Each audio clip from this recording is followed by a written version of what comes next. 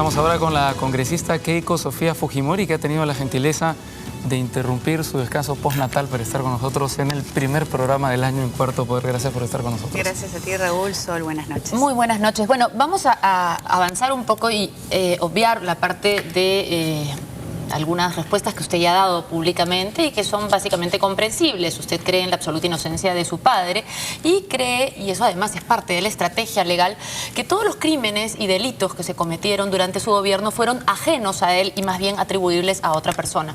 Ahora, una cosa que era una constante era que esta otra persona que se mencionaba era Vladimiro Montesinos.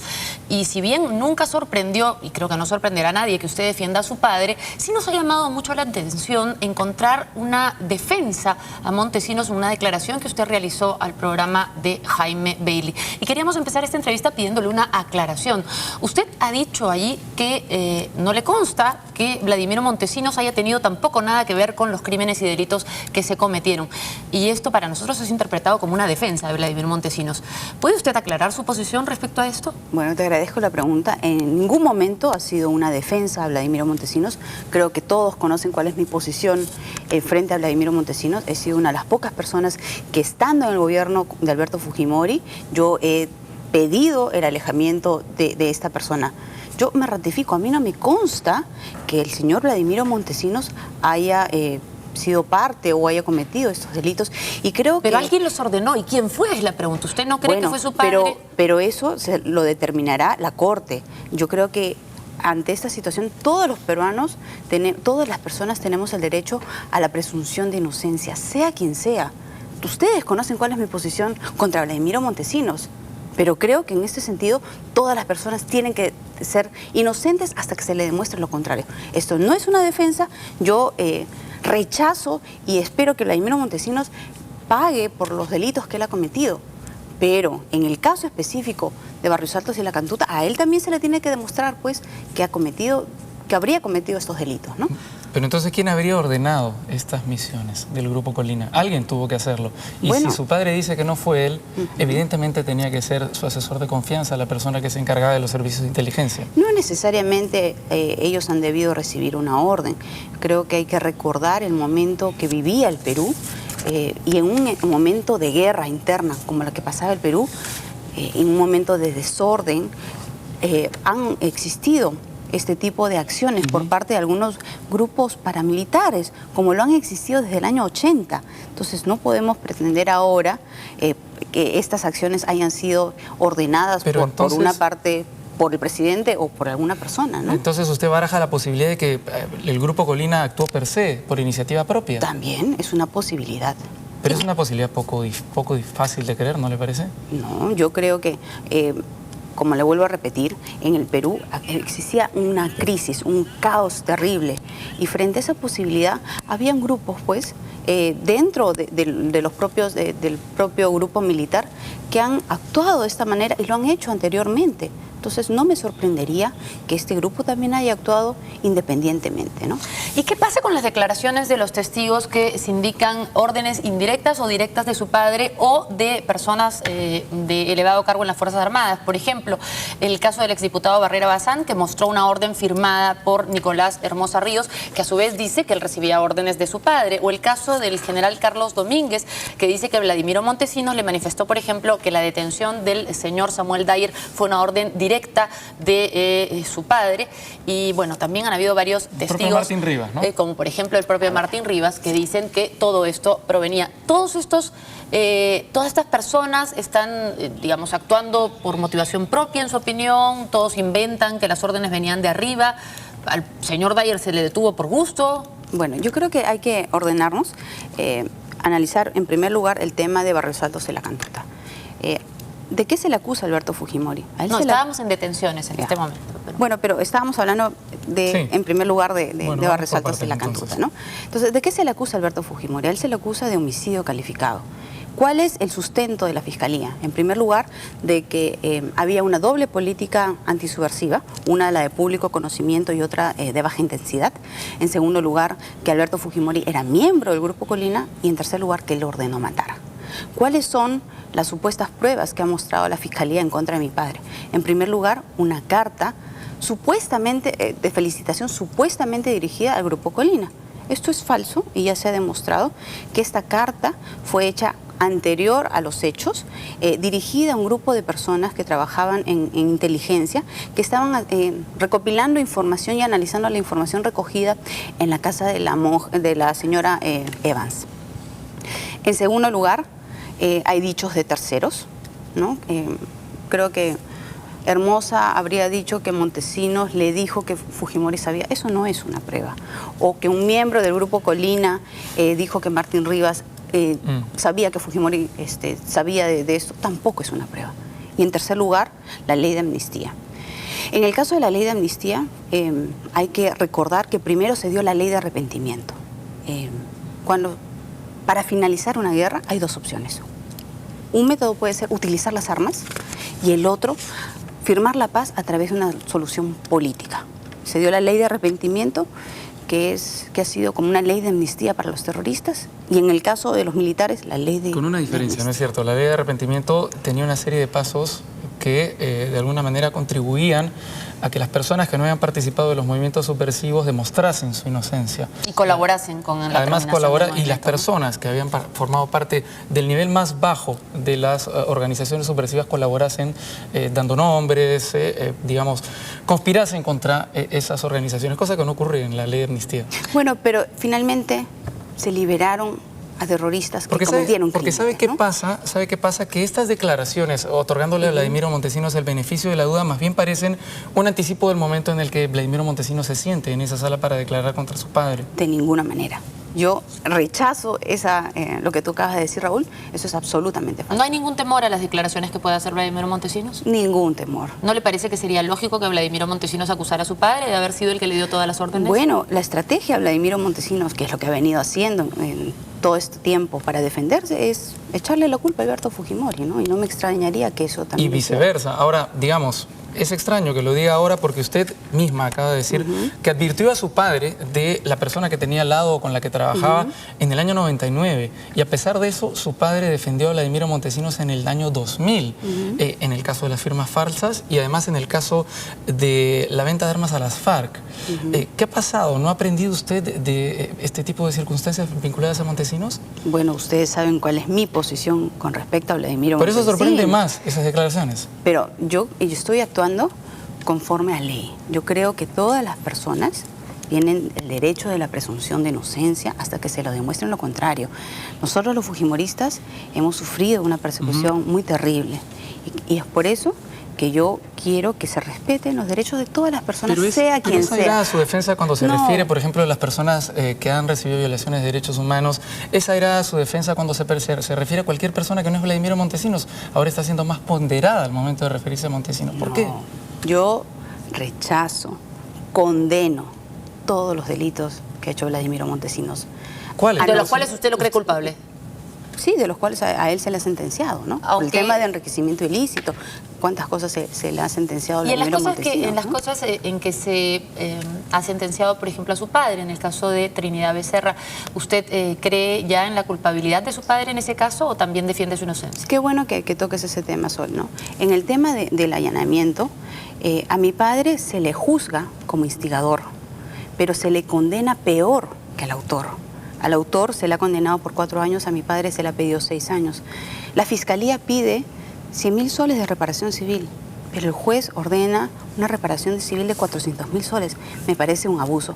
Mi padre tomó una decisión política de capturar a Vladimiro Montesinos y él ha asumido esa responsabilidad política, pero considero que la sentencia ha sido muy injusta para Alberto Fujimori. Ahora bien, hay un tema, trascendiendo este tema de la presunción de inocencia y todo lo que hemos hablado, hay un problema que me imagino que ustedes tienen que estar viendo venir. La estrategia de defensa de Alberto Fujimori lo pone como una persona absolutamente ajena a las cosas más importantes que sucedían en su gobierno. Es decir, por ejemplo, el empresario Samuel Dyer declara que él pasa a 5 metros de su padre gritando: señor presidente, me han secuestrado, y su padre no es capaz de verlo. Suceden asesinatos prácticamente... Una interrupción, Sol, en este tema del señor Dyer. Pero es que no es solo el tema del señor Dyer. Quisiera que me contestara el problema problema del efecto global de la defensa. Cada vez que se dice algo que es muy grave, prácticamente la defensa siempre es: el señor Fujimori no lo vio, el señor Fujimori no tuvo control, el señor Fujimori tenía esta gente alrededor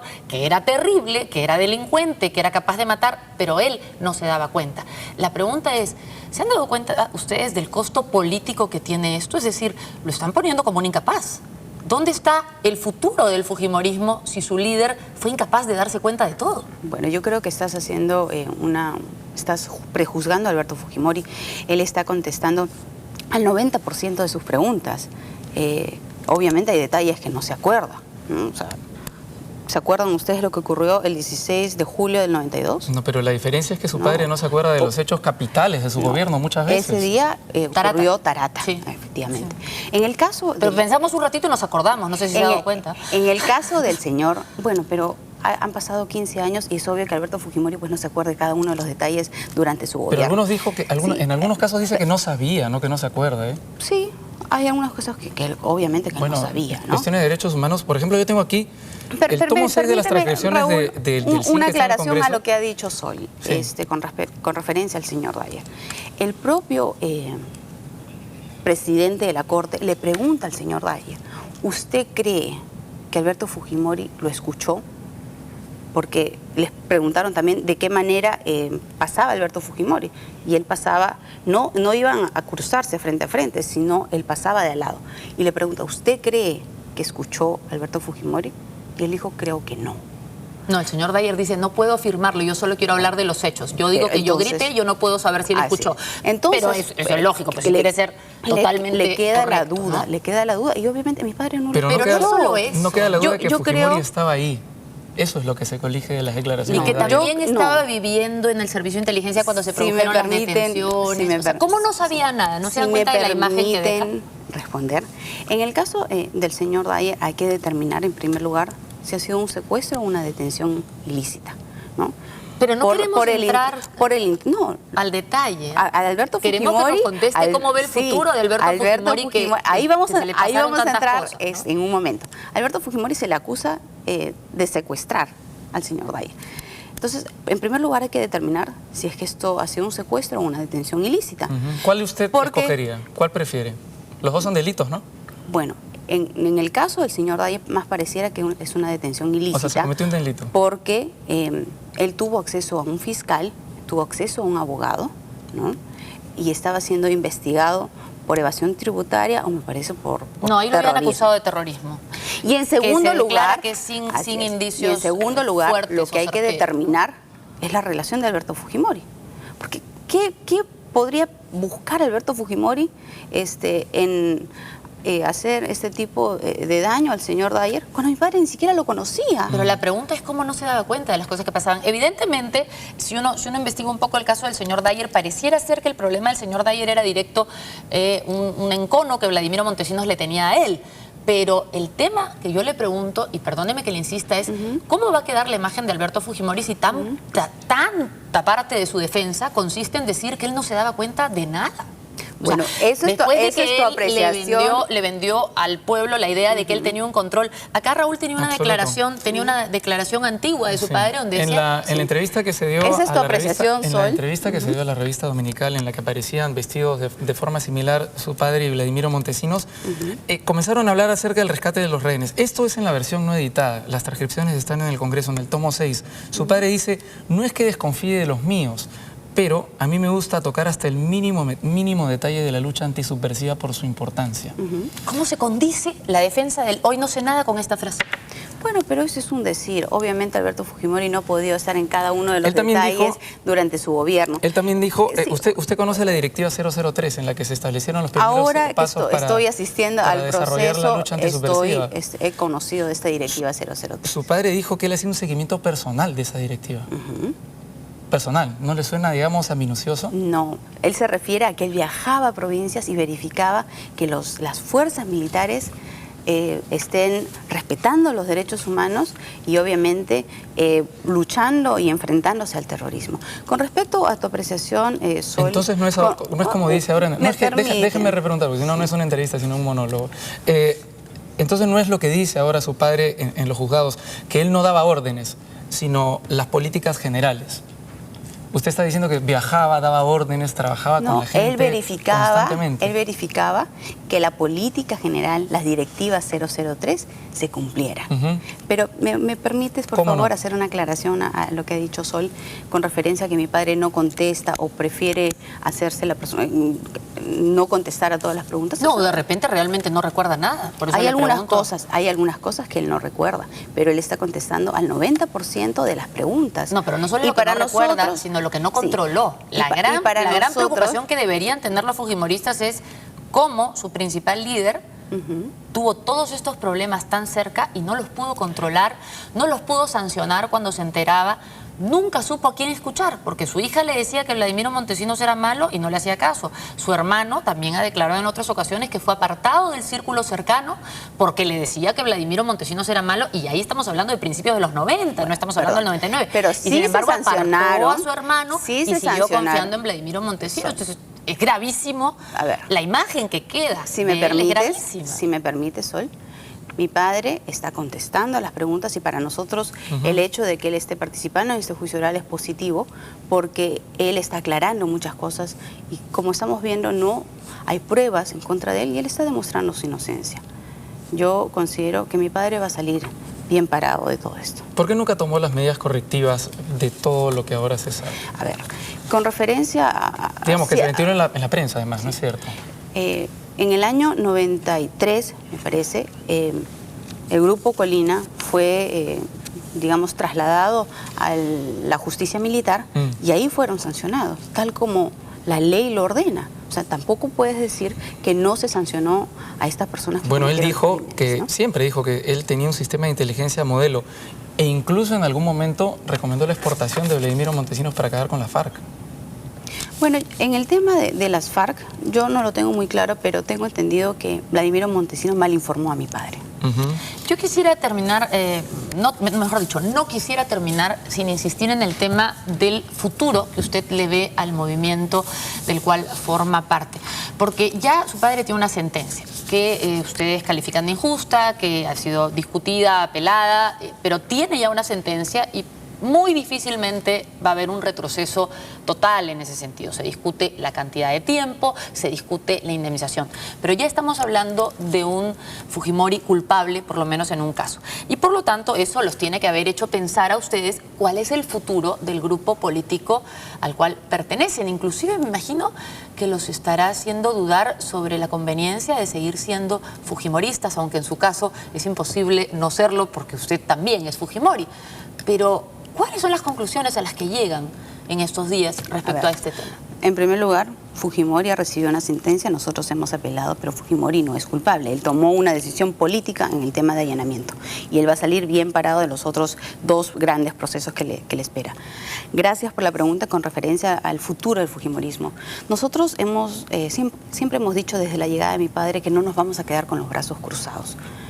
Nosotros consideramos que hay algunos sectores políticos y los medios de comunicación ya han condenado a Alberto Fujimori. Él está ahora en el medio de un proceso judicial del cual yo tengo muchas dudas.